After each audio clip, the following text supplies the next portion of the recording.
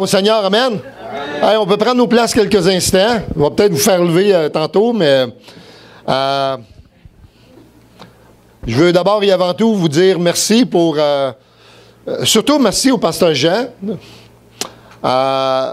pour la confiance qu'il m'accorde pour pouvoir apporter la parole de Dieu ici, bien que je ne sache pas beaucoup de choses par rapport à l'Église. Et parfois, je pense que c'est mieux comme ça. C'est mieux ainsi. Et puis, je veux prendre le temps de vous remercier de votre encouragement. Le ministère itinérant au Québec, c'est pas le ministère le plus prisé par les serviteurs de l'Éternel, les serviteurs de Dieu, parce que c'est pas très rémunérateur, mais on le fait pas pour la rémunération. La rémunération nous aide simplement à pouvoir l'exercer d'une façon peut-être plus constante. Et je rends grâce au Seigneur qu'il a toujours été fidèle. On l'a chanté, il est fidèle. Il a toujours été fidèle, frères et sœurs. Toujours été fidèle. Alléluia! J'ai vu Dieu faire des choses extraordinaires dans ma vie. Même encore, moi et mon épouse, des fois, on se demande, Seigneur, c'est impossible. Comment ça se fait qu'on a la capacité d'arriver dans nos finances, d'arriver, Seigneur, de payer nos factures? Seigneur, il dit, c'est moi, c'est à moi. Maman Demain a chanté, elle a prié, il dit, l'or et l'argent lui appartiennent. Alléluia! Et vous savez, avec quelques dollars que Dieu nous donne, on peut faire parfois plus que ce que l'homme pourrait nous donner, même en milliers de dollars.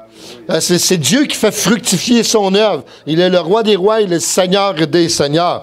Et je vais prendre le temps aussi pour remercier ceux qui nous ont conduits en louange. Amen.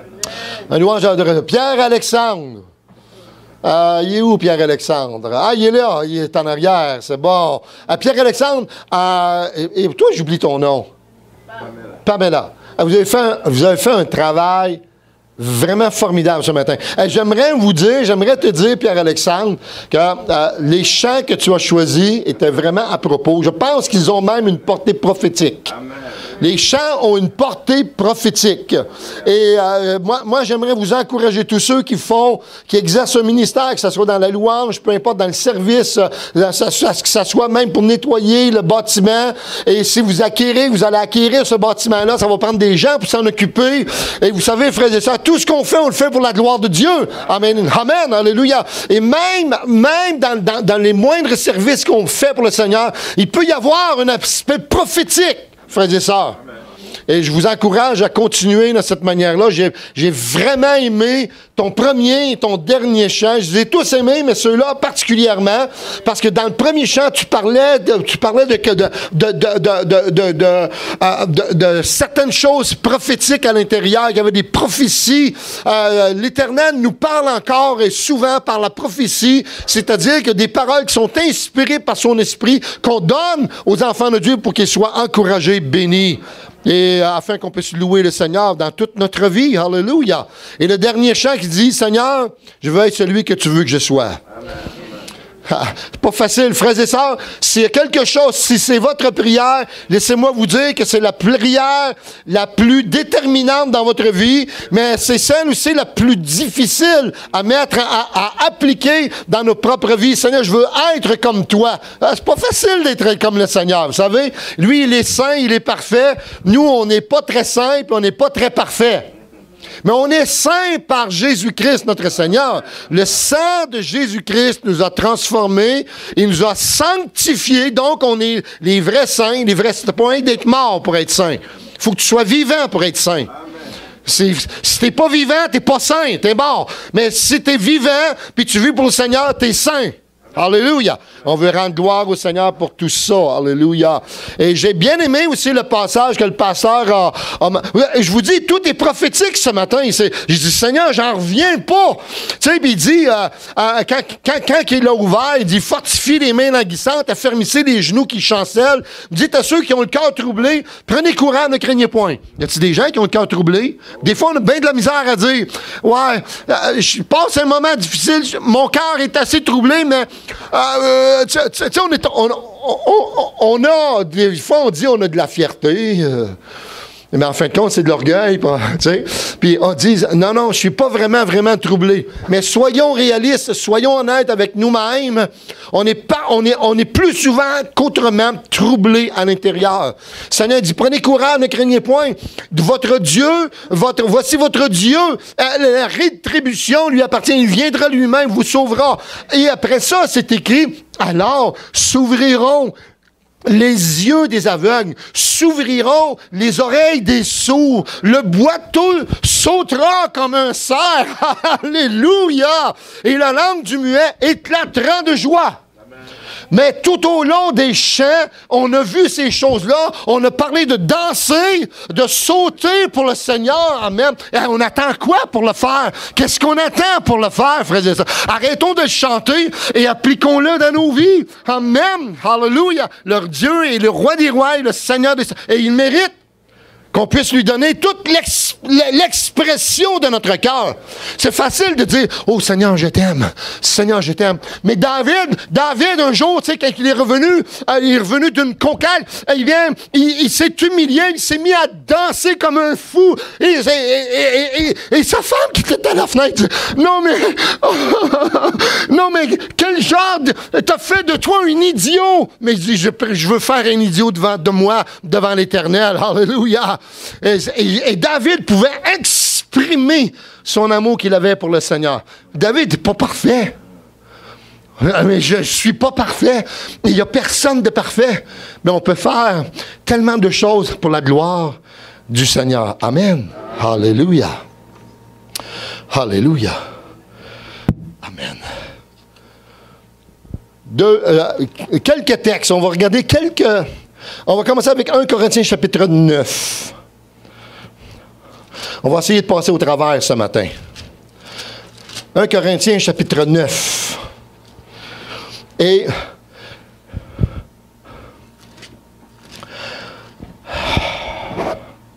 on va commencer au verset 19. Car bien que je sois libre à l'égard de tous. C'est Paul qui parle. Il dit, bien que je sois libre à l'égard de tous, je me suis. Voyez-vous, là, Seigneur, fais que je sois celui que tu veux que je sois.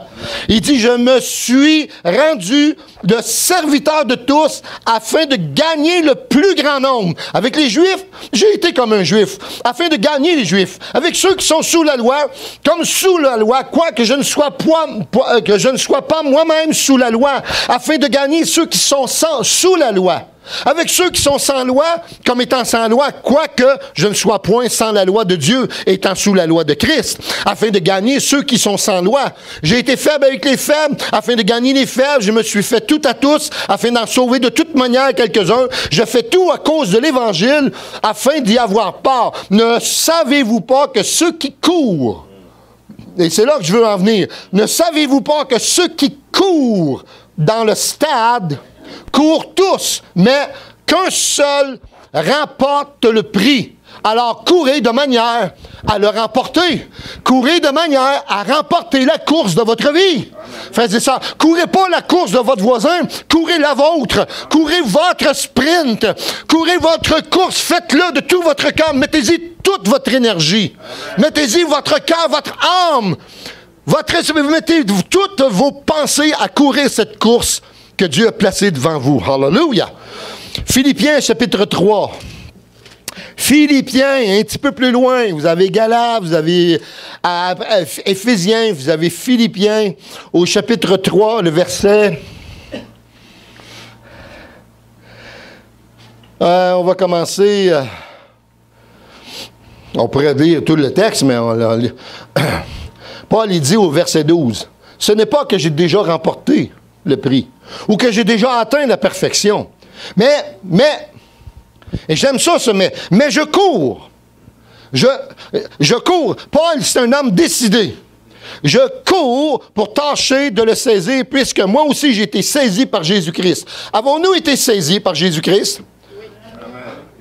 Oui. Est-ce que tous ici présents, on a un jour été saisis? Ça veut dire que Christ a fait son entrée dans notre cœur. On lui a ouvert la porte. Il y a une sœur ce matin qui a parlé, hein, que Dieu est tellement grand qu'il passera pas. Il n'habite pas dans les temples faits de main d'homme. Mais dans notre cœur, il est capable d'entrer, il est capable d'y habiter, de faire son habitation et d'être avec nous tout au long de notre vie, frères et sœurs. Alléluia. Frère, il dit, je ne pense pas l'avoir saisi, mais j'ai fait une chose, oubliant ce qui est en arrière et me portant maintenant vers ce qui est en avant. Je cours vers le but pour remporter le prix de la vocation céleste de Dieu en Jésus-Christ. Nous tous donc, qui sommes des hommes faits, ayons cette même pensée. Ayons cette même pensée. Quelle pensée? Eh bien, c'est de courir vers le but pour remporter le prix de la vocation céleste. En tant que chrétien, on a... Ah, c'est vrai, il ne faut pas que je bouge trop. En tant que chrétien, on a tous une vocation à exercer. Et cette vocation, eh bien, c'est de suivre Christ, notre Seigneur, de devenir celui que Dieu veut que je sois. Serviteur du Seigneur Jésus-Christ. Hallelujah. Puis laissez-moi vous dire qu'être serviteur, c'est loin d'être facile. Vous pensez, tu sais, être un esclave, il nous a libérés de l'esclavage du monde, l'esclavage de mauvaises habitudes, l'esclavage des attitudes, l'esclavage du revenu, l'esclavage financier. Mais nous sommes esclaves de Jésus-Christ. Et être esclave de Christ, c'est ce qui nous rend libres. Vous connaîtrez la vérité et la vérité vous rendra. Vous connaîtrez la vérité et la vérité vous rendra. Vous connaîtrez la vérité et la vérité vous rendra. C'est pas assez fort. Vous connaîtrez la vérité et la vérité vous rendra. Eh oui, libre. On est libre en Christ. Il nous a rendus libres. Amen. Wow. 2 Timothée. 2 Timothée, chapitre 4, versets 7 et 8. On va commencer au verset 6. Il dit, car moi, je sers déjà de libation. Tiens, je suis déjà dans le sacrifice. Je sers déjà de libation et le moment de mon départ approche. Le moment de mon départ approche. Paul va bientôt partir et il le sait.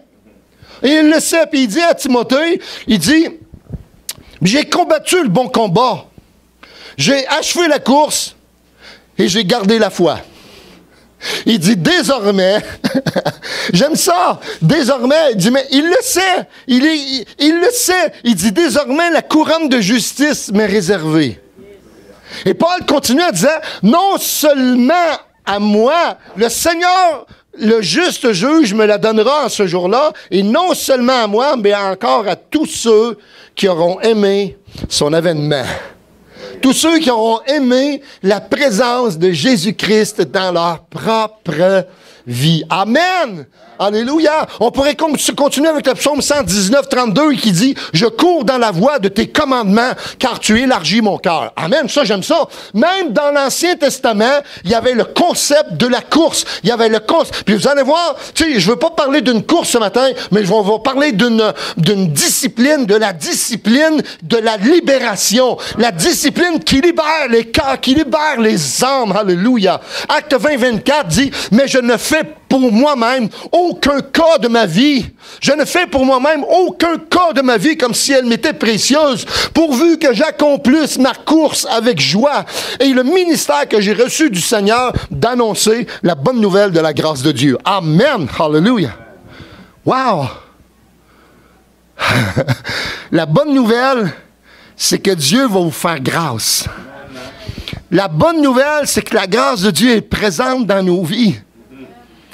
La bonne nouvelle, c'est que peu importe ce qui se passe dans notre vie, Pasteur Jean, peu importe ce qui se passe dans votre ministère, tu sais, Pierre-Alexandre, peu importe ce qui se passe aussi dans ta vie, le Seigneur, le juste juge, est présent pour bénir son peuple. Pour bénir son peuple. Et Dieu veut nous encourager ce matin. Dieu veut faire son œuvre dans nos vies. Pasteur Jean, moi, j'ai entendu ces bonnes nouvelles-là. J'ai entendu, et quand je m'en venais, quand j'arrivais, le Seigneur plaçait comme une parole sur mon cœur. Je dis, non, je ne parlerai pas de ça.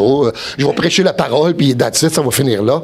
Mais Pasteur Jean, le Seigneur, et ça s'adresse à toute l'Église.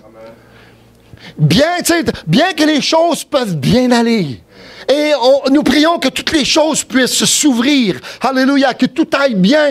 Que le processus de l'acquisition de ce bâtiment, wow, amen, puisse, Seigneur, aller dans la bonne direction. Que l'Église devienne, je prie que l'Église devienne le phare de l'Assomption. Que la lumière brille à travers ces ténèbres. Il y a tellement de ténèbres à l'Assomption que vous allez briller. Dieu, l'Éternel dit que vous allez briller comme jamais auparavant. Vous avez maintenant un pied à terre. Mais le Seigneur nous dit aussi, le Seigneur vous dit ce matin, bien que les choses aillent très bien, sachez qu'il y aura peut-être des contre-courants, mais je suis avec vous. J'entreprends, je connais le départ, je connais l'arrivée, et entre les deux, je suis avec vous au milieu, en plein milieu de la situation, et les choses se régleront à ma façon, dit l'Éternel. C'est Dieu qui va faire les choses. Amen. Puis quand vous regardez, vous connaissez votre histoire, quand vous regardez les choses, vous commencez à voir, wow, c'est vrai, le Seigneur fait les choses à sa manière. Hein? C'est pas, nous on voudrait des fois acquérir quelque chose rapidement, mais le Seigneur dit, regarde, il y a un temps propice. Et quand on est dans le temps de Dieu, laissez-moi vous dire que la bénédiction, elle déborde dans nos vies. Des fois, on a l'impression que Seigneur, j'ai l'impression que la bénédiction n'est pas là, mais même l'épreuve peut être une bénédiction. Amen. L'épreuve peut être une bénédiction. Pierre-Alexandre, t'as chanté, vous avez chanté, tu sais, mon œil, t'as vu?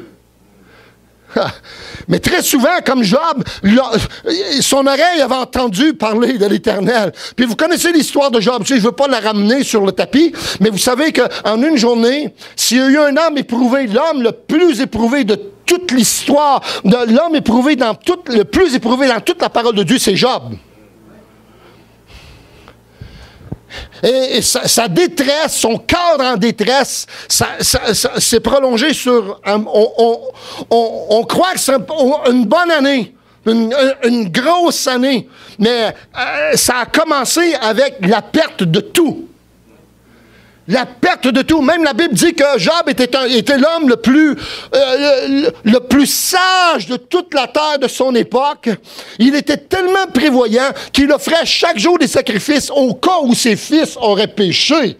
Quel homme! Tu sais, quel homme! Il n'a jamais donné quoi que ce soit à l'Éternel qui ne lui coûtait rien. Ça lui coûtait toujours quelque chose.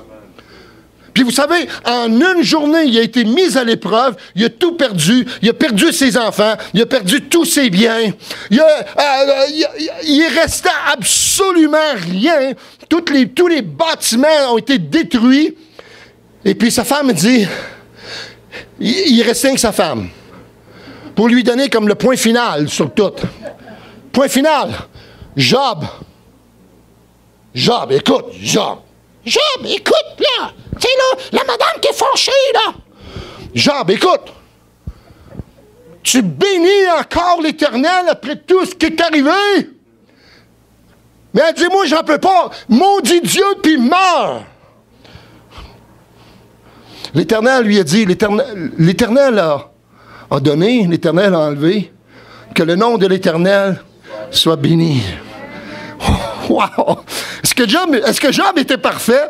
Ben, il a fait une bonne réponse. Il a bien répondu, il a bien affronté l'épreuve, mais Job n'était pas parfait. Et d'ailleurs, on voit à la fin que quand Job, tu sais, après que ses amis, pendant un an sont allés visiter, c'est parce que tu as péché, en tout cas, bon. Mais Job était le plus saint de la gang. Mais il n'était pas encore parfait. Il n'était pas encore saint. Tu sais, le saint des saints.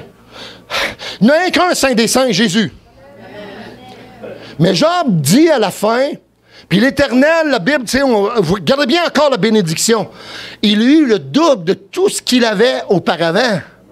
Mais Job dit, juste avant, il dit, mon oreille avait entendu parler de toi. Très souvent, nous les chrétiens, on a tellement entendu parler du Seigneur. Job, il dit, maintenant mon œil t'a vu. Ça lui a pris une épreuve pour déclarer, maintenant mon œil t'a vu. Seigneur, que ton nom soit honoré, que ton nom soit béni, que je sois celui que tu veux que je sois, jusque dans l'éternité. Puis à partir de ça, le Seigneur a béni Job, il a eu le double de tout ce qu'il avait, de tout ce qu'il possédait, des enfants, il en a eu tout en double. Alléluia. Et il vécut heureux toute sa vieillesse. Amen. Gloire au Seigneur. Puis ça, c'est pas mon message.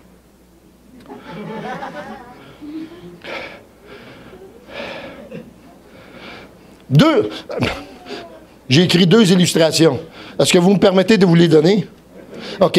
Un auteur a écrit ceci. Aucun cas de ma vie. Aucun cas de ma vie. Je ne fais aucun cas de ma vie. Il faut que j'apprenne à m'oublier moi-même puis commencer à penser, à penser comme le Seigneur pense. Je veux faire l'œuvre que Dieu veut que moi je fasse et le reste, je mets ça de côté, frères et sœurs. Alors, un auteur a écrit « J'ai été surpris d'apprendre que dans l'art religieux, le pélican a longtemps été un symbole du sacrifice de soi. » Il dit, ayant moi-même observé ces étranges oiseaux lors d'excursions de pêche, j'avais plutôt l'impression qu'ils ressemblaient davantage à des paresseux parasites qu'à des saints qui font preuve d'abnégation. Il dit, avec l'horreur pitoyable qui masque un cœur débordant d'envie, il restait là à convoiter chaque poisson que j'attrapais. Et de temps en temps, ils essayaient même d'en intercepter un avant que je puisse le ramener dans la chaloupe. Leur comportement n'est cependant pas la raison pour laquelle ils symbolisent le sacrifice. Cette association est plutôt due à leur apparence. Si vous regardez attentivement le gros bec du pélican, vous verrez que le bout semble avoir été plongé dans la teinture rouge. Et selon la légende, lorsqu'une mère pélican ne peut pas trouver de nourriture pour ses petits, elle s'enfonce le bec dans la poitrine et nourrit ses enfants de son propre sang. Wow! Alors l'Église primitive a vu une belle image de ce que Christ a fait pour nous et de ce que nous devrions faire en retour les uns pour les autres. Les uns pour les autres, on devrait être des pélicans.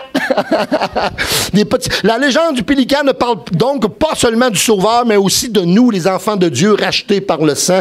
En tant qu'humains déchus, nous sommes plus généralement connus pour notre cupidité que pour notre abnégation. Mais cela peut changer. Par la foi en la mort rédemptrice de Christ, nous sommes pardonnés, transformés. L'égoïsme ne devrait donc plus nous caractériser. Et en tant que nouvelle créature, nous pouvons, comme Christ, pratiquer l'art de l'amour qui se sacrifie. Wow! J'aime tellement ça.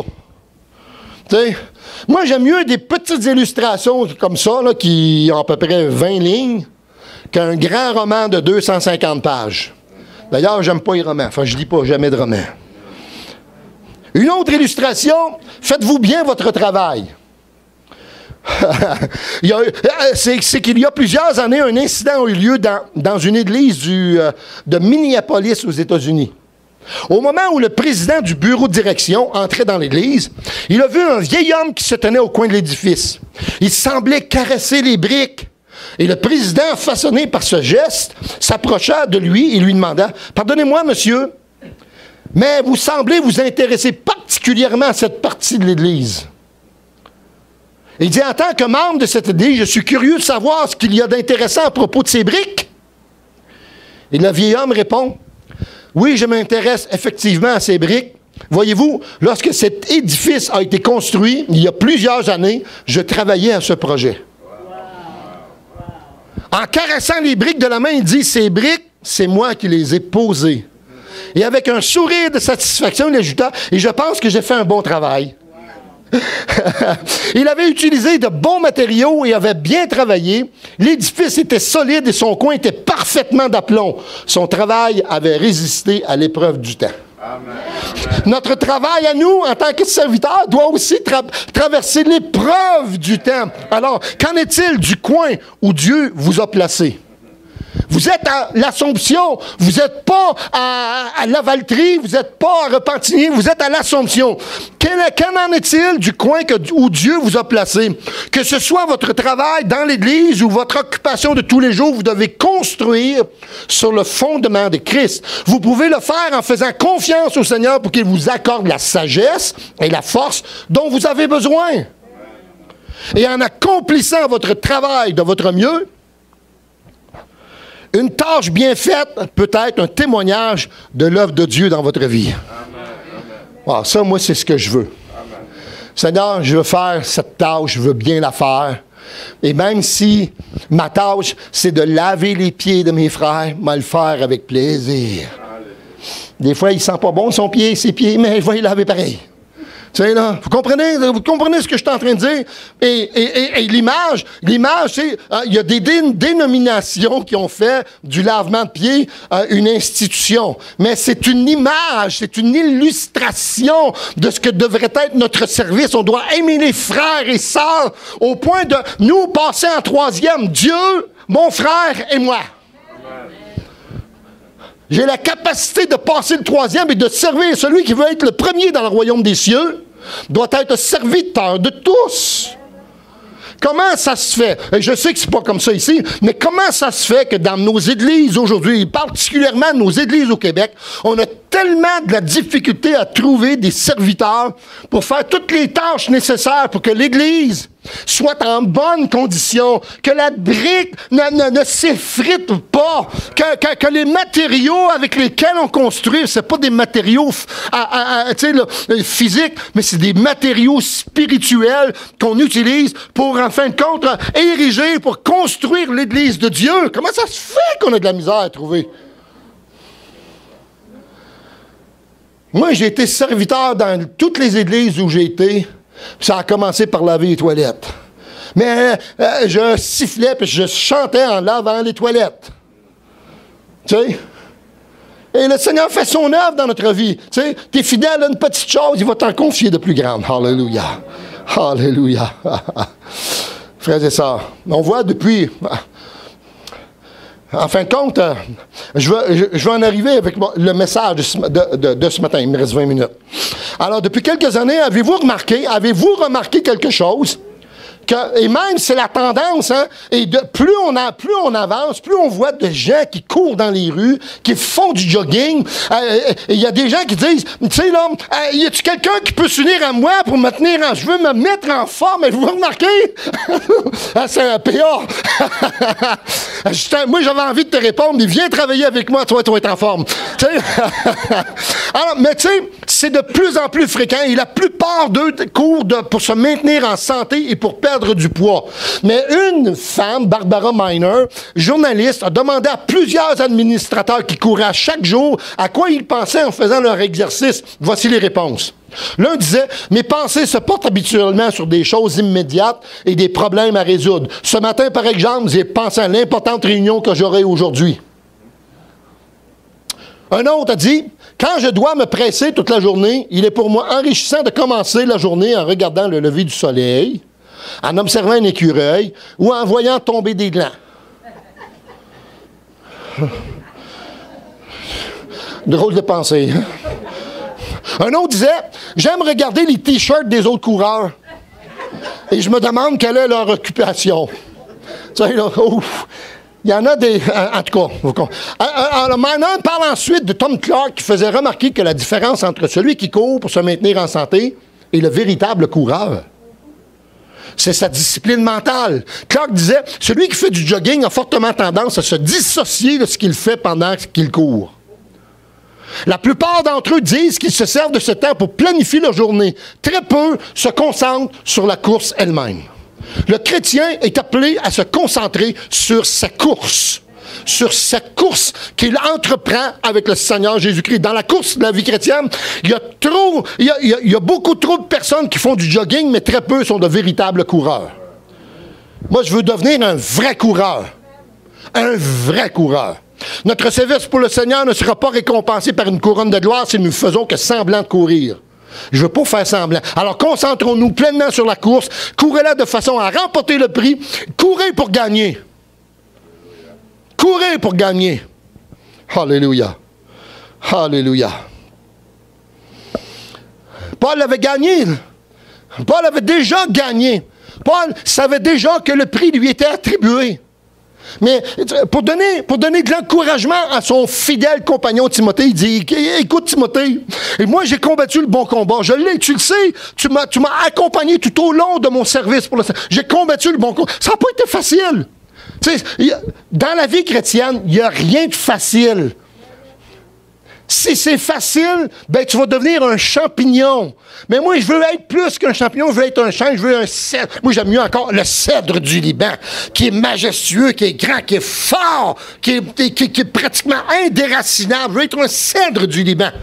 T'sais, à travers les épreuves, mais Paul a passé à travers quand vous lisez ses témoignages dans Corinthiens ou dans les autres lettres, wow, c'est incroyable par où ce qu'il a passé. Souvenez-vous, il venait d'accomplir des miracles, et puis il se retrouve avec son ami Silas dans la prison, les fers aux pieds, les fers aux mains, en pleine nuit. La prison là-bas, là, c'était pas un condo, là. Aujourd'hui, c'est des condos, mais pas là. C'était pas un condo, là. C'était humide, il y avait des rats, il y avait toutes sortes de bébites, il y avait peut-être même des grosses coquerelles, parce que dans ce temps-là, ils mangeaient pas mal. Alors, il y avait des grosses bébites, il y avait toutes sortes de choses, puis il faisait froid. Puis Paul a enchaîné les mains et les pieds avec Silas en plein milieu de la nuit. Tu sais, il aurait pu dire, on va se reposer un peu. Mais c'est assez difficile de se reposer avec des fers aux mains aux pieds. Alors, ils s'en sont mis. Ils ont décidé de chanter les louanges du Seigneur. Wow! Chanter les louanges du Seigneur. Voyez-vous, dans des situations semblables, quand on lit des fois, « Oh, le Seigneur siège au milieu des louanges de son peuple. » Ouais. Quand tout va bien le dimanche matin, puis tu viens, puis souvent, des fois, c'est comme si on tasse le Seigneur, on se dit, « Gars, Seigneur, regarde comment est-ce qu'on chante bien, regarde comment on fait bien les choses. » Mais quand ça va pas bien, est-ce qu'on est capable de chanter de la même manière? Mais Paul et Silas, oui. Ils étaient là, ils chantaient les louanges. Et puis, c'est drôle, en plein milieu de la nuit, il y a eu comme une Pentecôte qui s'est produite. Une autre Pentecôte. Les fers se sont décrochés d'eux-mêmes. En fin de compte, c'est les anges. Tu as chanté ça, il y a un des anges qui nous accompagne. Les anges ont déverrouillé les fers qui sont tombés de leurs mains, de leurs pieds. Et ils ont ouvert toutes les portes des prisonniers. Puis les prisonniers, au lieu de s'enfuir, ils se sont tous retrouvés dans la cellule de Paul et de Silas. Et voyez-vous, le Seigneur a fait son œuvre. Le Seigneur est allé toucher des cœurs et a fait son œuvre en profondeur. Alléluia. Alors, Paul connaissait les affaires. Il savait, j'ai combattu le bon combat, Timothée. Je l'ai achevé, ma course. Tu sais, là, ça a été épuisant, mais je l'ai achevé, cette course-là. Et puis, et ce qui est le plus important, c'est qu'il dit, j'ai gardé la foi. Puis vous savez, je vais faire une petite parenthèse ici, avec la foi.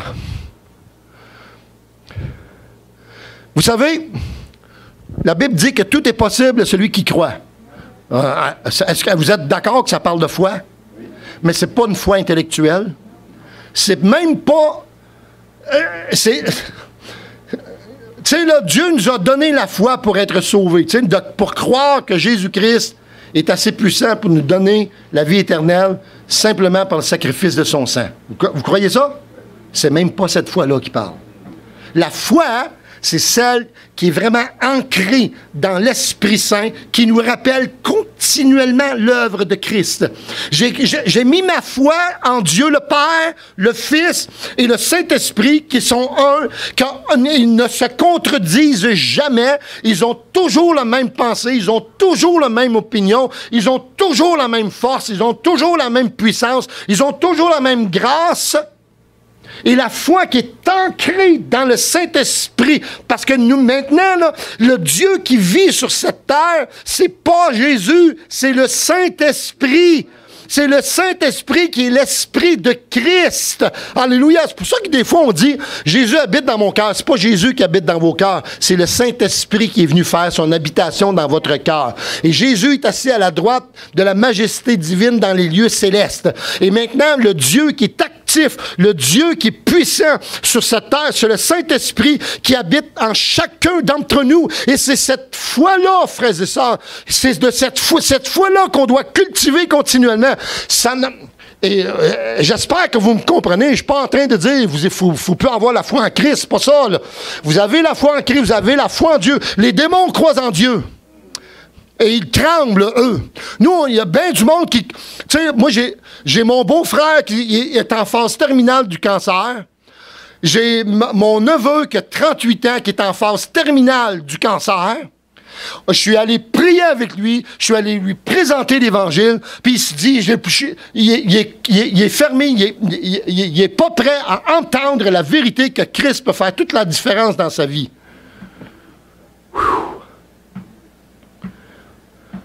Le Seigneur a dit que c'est l'Esprit qui va les attirer à lui. Fait que si on pense que c'est moi qui va attirer les gens à Christ, on se fourvoie. On est en train de se mentir à soi-même.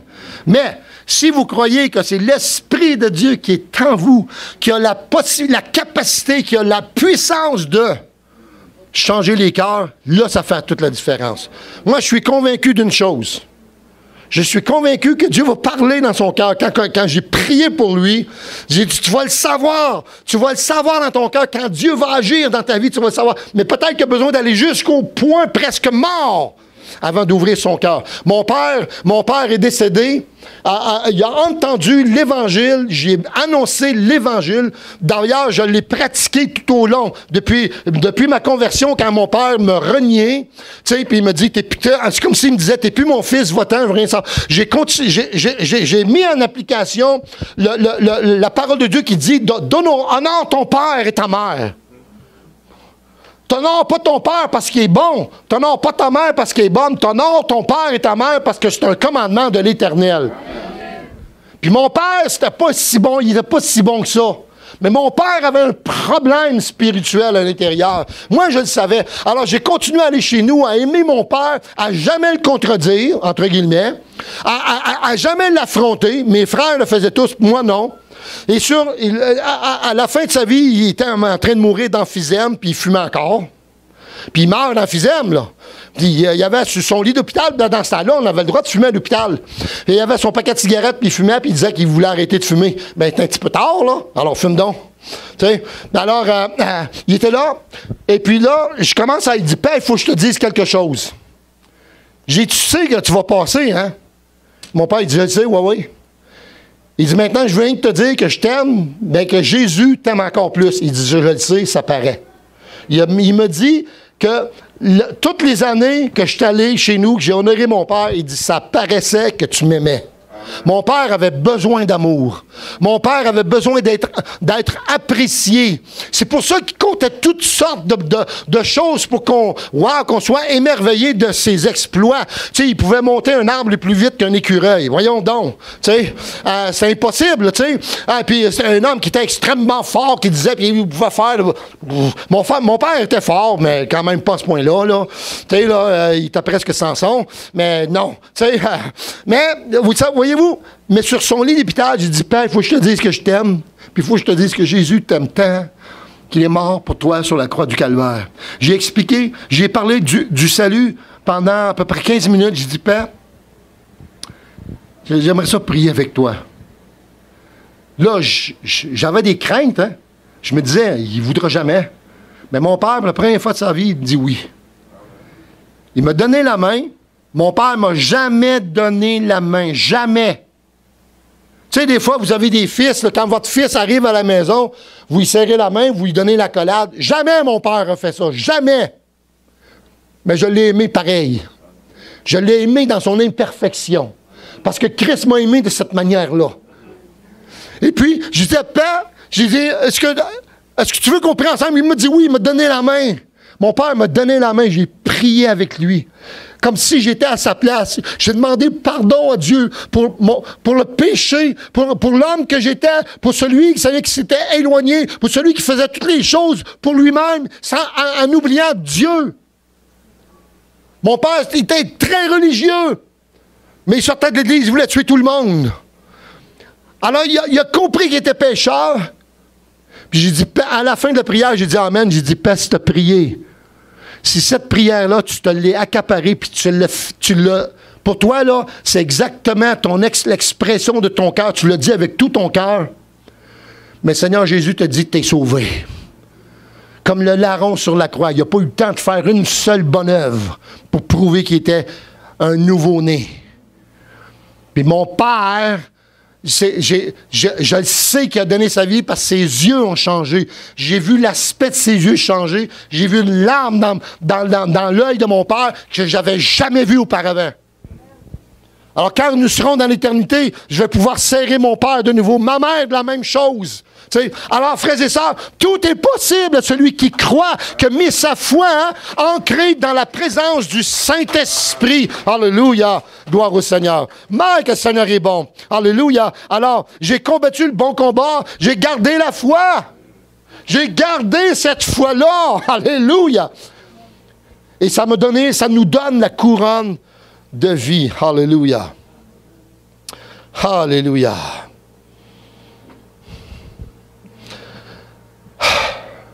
J'aime bien le commentaire de Matthew Henry. Je sais pas si, est-ce que vous connaissez Matthew Henry? C'est un vieux, tu sais, je pense que c'est du 19e siècle. En tout cas, un vieux prédicateur, un vieux commentateur de la parole de Dieu. Puis il dit ceci par rapport à Acte 20-24, où Paul dit, mais je ne fais aucun cas de moi-même, tu sais, là, de ma vie, mais c'est comme si elle m'était précieuse, pourvu que j'accomplisse ma course avec joie. Il dit, les anciens savaient que Paul n'était pas un homme intriguant ni égoïste. Et ceux qui veulent en toute chose servir le Seigneur agréablement et d'une manière profitable pour les autres doivent le faire avec humilité. Et ça, voyez-vous, c'est la condition. L'humilité, c'est la condition la plus importante pour pouvoir faire l'œuvre du Seigneur dans notre vie. Vous savez, l'orgueil surgit souvent dans notre vie. Puis l'humilité, là, c'est la chose la plus importante parce que faut que tu sois humble pour accepter que Christ a tout fait pour toi sur la croix. Sans rien te demander en retour. Sans rien te demander. Il faut être humble, frères et sœurs. Alléluia. Puis vous savez, la discipline, voyez-vous, la discipline qui fait en sorte que toutes les choses vont se manifester d'une façon particulière dans notre vie, c'est la discipline de la libération qui est celle de la S-O-U-S, trait d'union, mission. Tu sais, on a trop souvent parlé de la soumission. Être sous la discipline de la soumission, c'est d'apprendre à devenir humble pour le Seigneur. Tu sais, voyez-vous, frères et sœurs, c'est pas une question que moi, je suis un homme, je suis supérieur, puis toi, madame, fais le ménage. C'est pas ça que ça veut dire, la soumission. On est sous la mission de Christ. Nous sommes tous sous la mission d'être des libérateurs, d'être des proclamateurs de la bonne nouvelle de Jésus-Christ, notre Seigneur. Amen!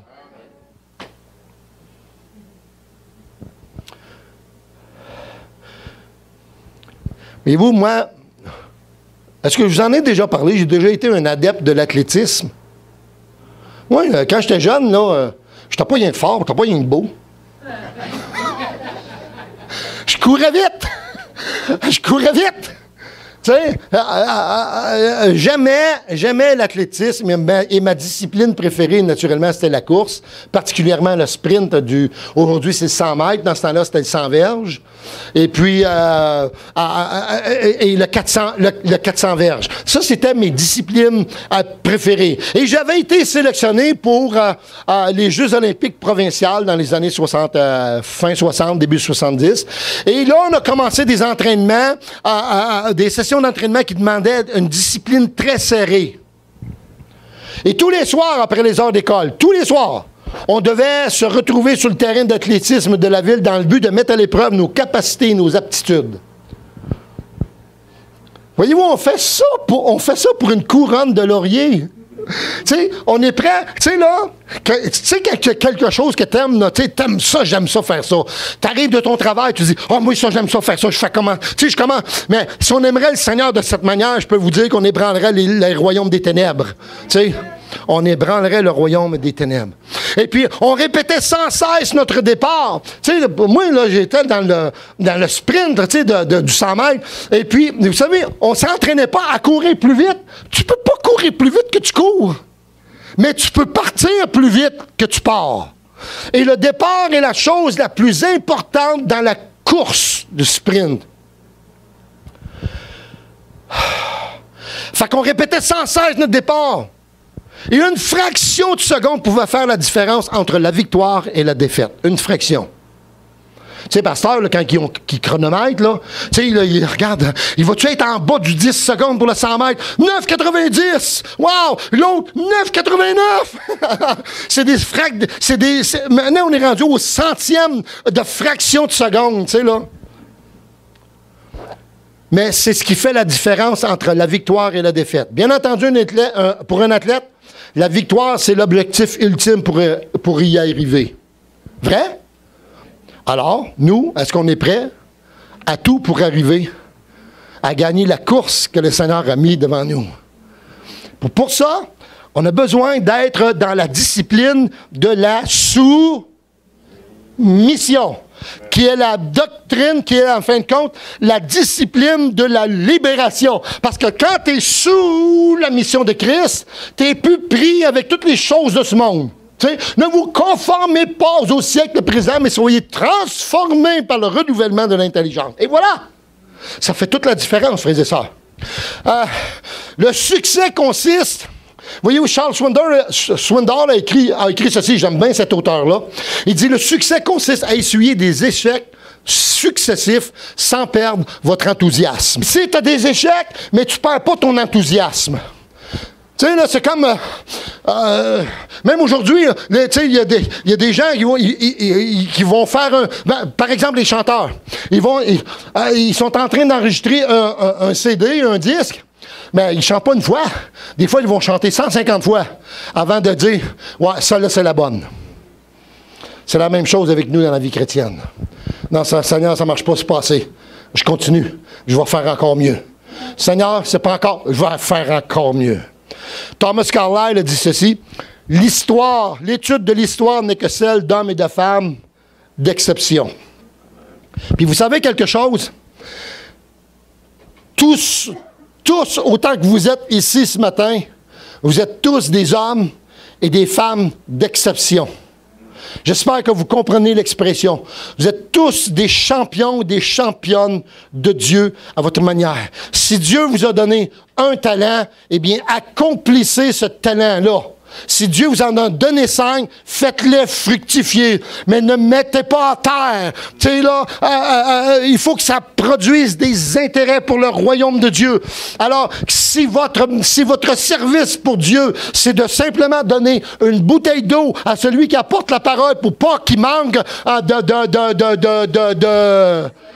de salive, etc., bien, vous faites la chose que Dieu vous a appelé à faire, faites-le de votre mieux et vous allez avoir la même récompense que celui qui en a 5.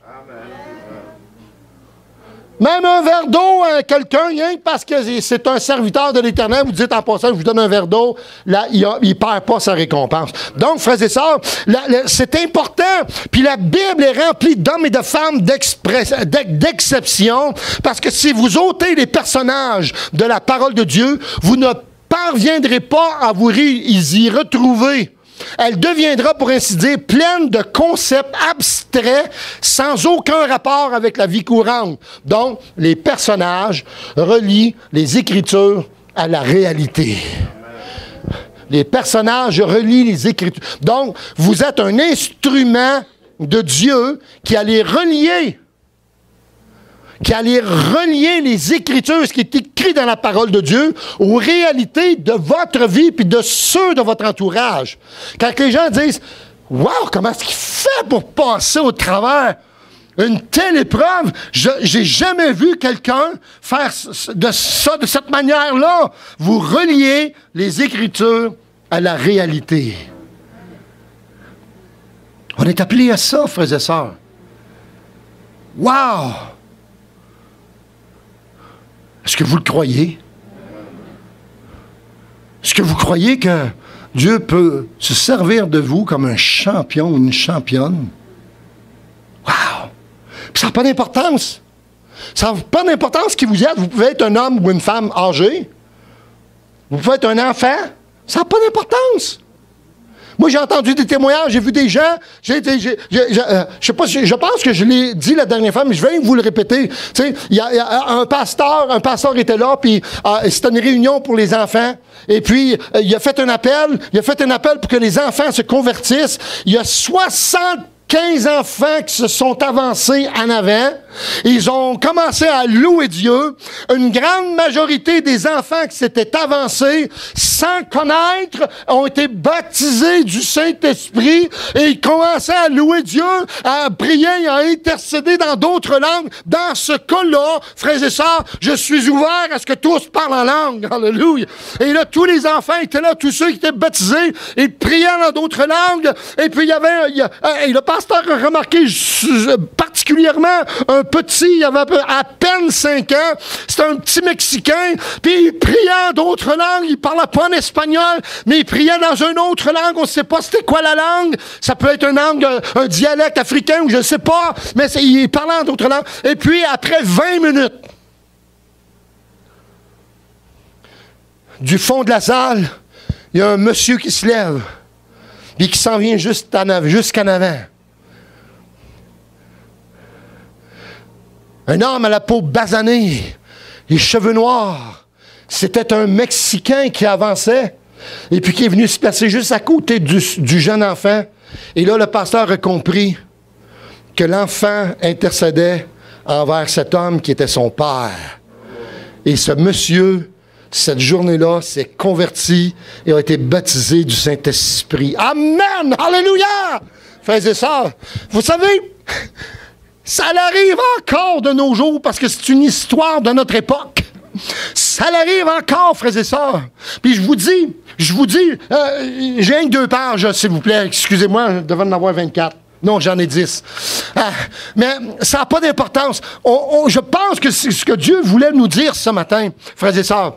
Je ne sais pas si je peux bouger maintenant. Moi, je pense que oui. OK. Mais je vais me mettre devant la caméra pareil. Vous savez, frères et sœurs, il n'y a rien. Dieu ne fait jamais rien pour rien. On ne peut pas venir à l'Église pour venir à l'Église. Si vous venez à l'Église pour venir à l'Église pour remplir un banc, moi je dis restez donc chez vous. Je pense que vous êtes complètement d'accord avec moi. C'est pour ça que j'ai pris la liberté. Mais si vous venez à l'Église parce que vous voulez être utile au Seigneur, vous voulez être utile pour la gloire de Dieu, vous voulez être transformé davantage, vous voulez que votre lumière brille, vous voulez que votre sel goûte quelque chose, alors vous êtes les bienvenus. Et là, le Seigneur fait son œuvre. Là, vous êtes transformés. On a besoin de cela, frères et sœurs. Moi, je ne veux pas aller à l'Église pour aller. Moi, je ne veux même pas prêcher pour prêcher. Je veux prêcher pour que ça fasse du bien, premièrement à moi, mon cœur, puis que ça fasse du bien au peuple de Dieu. Il y a un vieux chant qui dit ceci. Hey, t'en as fait allusion ce matin, Pierre-Alexandre. Je te le dis, tes chants étaient prophétiques. N'es-tu pas fatigué de rêver? T'as parlé des rêves, hein? Des fois, on est fatigué. Es-tu fatigué de rêver? Es-tu fatigué de tourner en rond? De tourner en rond, ça veut dire que, en fin de compte, tu sais que Dieu veut quelque chose pour toi, mais toi, tu es tout là, tu résistes, tu as peur du prix, mais il faut qu'il y ait un prix au service de Dieu pour que ça soit efficace. Tu es là, as-tu peur? Tu n'es pas tanné de rêver? Ah, j'aimerais. Moi, je me souviens, mon père, c'était un rêveur. Il rêvait de gagner le million. Il a toute sa vie, il a acheté des billets de loterie, des billets, je pense qu'il a gagné 150$ dans toute sa vie. Il en a dépensé des milliers pour gagner 150$. Ceux qui ont gagné 55 millions, sont-ils plus heureux? Ben, oui, pour quelques instants. Quand ils verront tous les problèmes que ça accorde, que ça amène, ils vont dire non, on n'est pas si heureux. D'ailleurs, les reportages disent tous que tous ceux qui ont gagné des grands montants ont tous été malheureux. Vous connaissez la famille Lavigueur particulièrement. T'sais. Mais, es-tu fatigué de rêver? Es-tu fatigué de tourner en rond? Tu sais? Accorde à Dieu. Accorde au Seigneur le privilège de se manifester dans ta vie.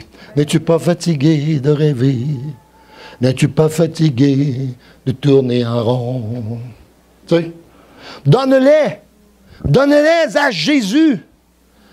Et il prendra soin de toi.